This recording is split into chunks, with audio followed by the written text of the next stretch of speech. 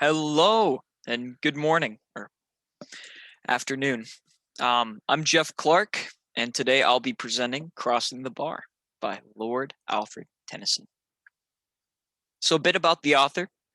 He lived from 1809 to 1892 and was one of the most famous poets in the Victorian era. In fact, he was one of Queen Victoria's favorite poets due to his work In Memoriam. Like I said, he published works such as In Memoriam, The Lady of Shalott, and Ulysses. And one of his biggest motivations in writing poems, at least in his more famous poems, is the concept of death. So, for instance, he used his friend's death for The Lady of Shalott, and he used his own death for Crossing the Bar, the poem I'm about to read. So here we are. I will now read it for you.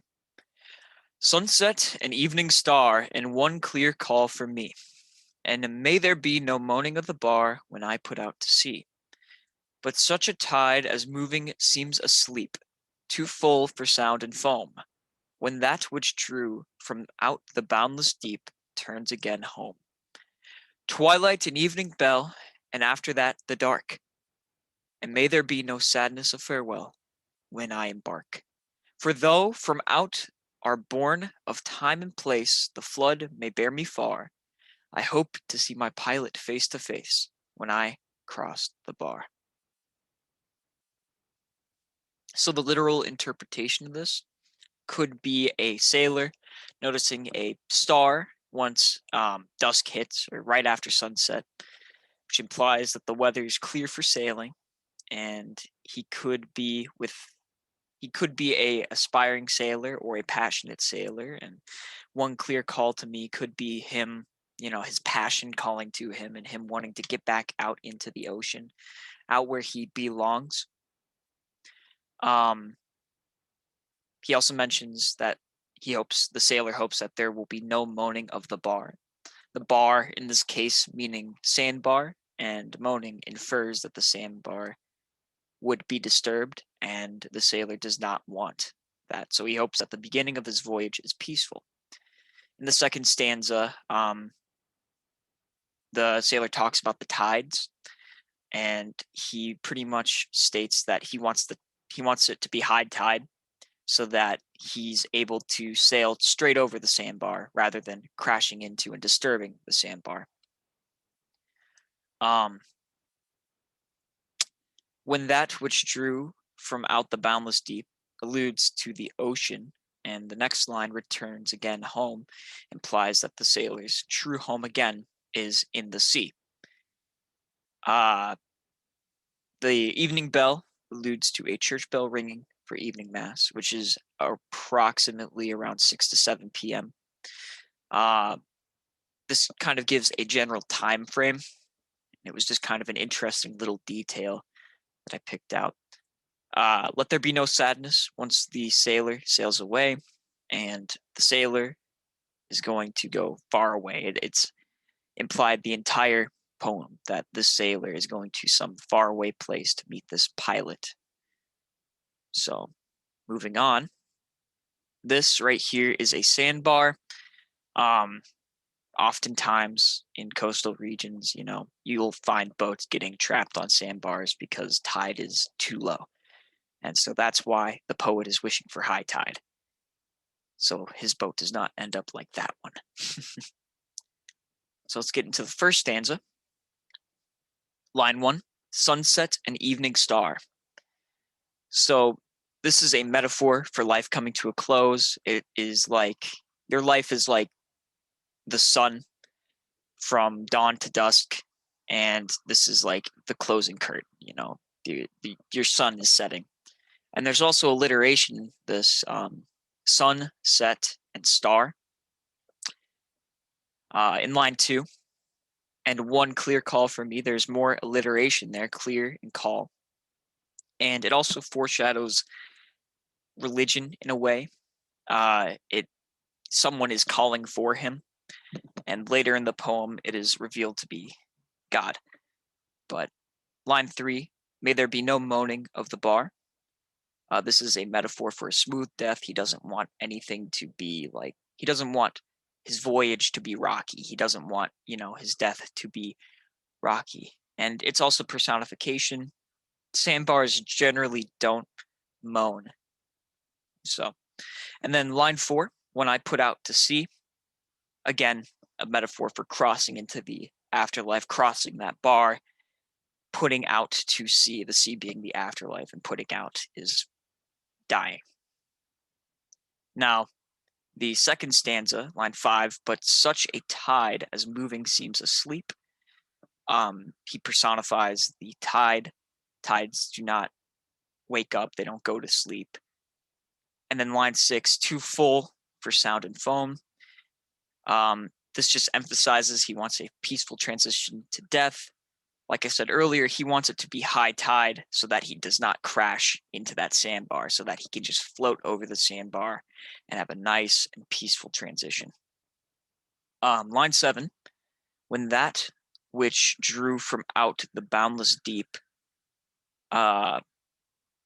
this could be a reference to God, like the boundless deep being the ocean, and this boundless deep being this almost alien place which drew out from humans, drawn out from that boundless deep, their place of creation. It could be a metaphor for heaven.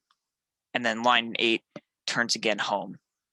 Like I said earlier, this kind of clarifies line 7 by providing us with an idea of home, and home being a metaphor for heaven, which God created for us, or in where God created us. Then the third stanza, line 9, twilight and evening bell. It's similar to line 1, in which death is drawing closer, the sun is getting lower, and the evening bell is ringing. So it's about to be nightfall. The candle is about to be extinguished. And then line 10, and after that, the dark. The candle is extinguished, the sun is gone. This means that he is dying or has died, or is a metaphor for death.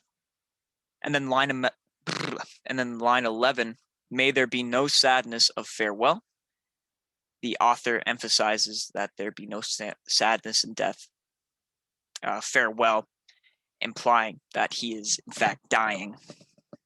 And then line 12 further acts as that metaphor for dying, especially the word embark. And then in the fourth stanza, line 13, for though from out are born of time and place. This could be a metaphor for religion, out of our born time and place. So this could be like a separate place of conception for God. So it could be like returning to the place of conception or place of creation, right? Or that place of God could be a metaphor for that. And then line 14, the blood may bear me far. So the flood could refer to the ocean, which many times has been referred to as heaven, or this deep unknown, or this boundless scape. Line 15, I hope to see my pilot face to face. Pilot here is a metaphor for God. Line 16, when I have crossed the bar. And the final metaphor relates crossing the sandbar to crossing from life to death. So crossing from shore to ocean to crossing from life to death. So it relates going to sea as kind of like dying in a way. So overall, the poem is a metaphor for death and religion, crossing the bar, referring to the crossing from life to death, and meeting my pilot face to face, referring to the meeting of God in the afterlife once he goes to the ocean, or once he makes that voyage past the sandbar. The poem is used to clarify Tennyson's view on death and the acceptance of death rather than the mourning of death. His use of figurative language and imagery conveys points almost perfectly, with Tennyson constantly mentioning the soft departure with the tide and the sandbar, especially in stanza 2, with moving seems asleep. He also directly mentions that there should be no sadness of farewell in stanza 3. And I believe, let's see, did I put a goodbye slide? I did not. I believe that is all. I hope you all have a wonderful day. Take it easy, drink plenty of water, and goodbye.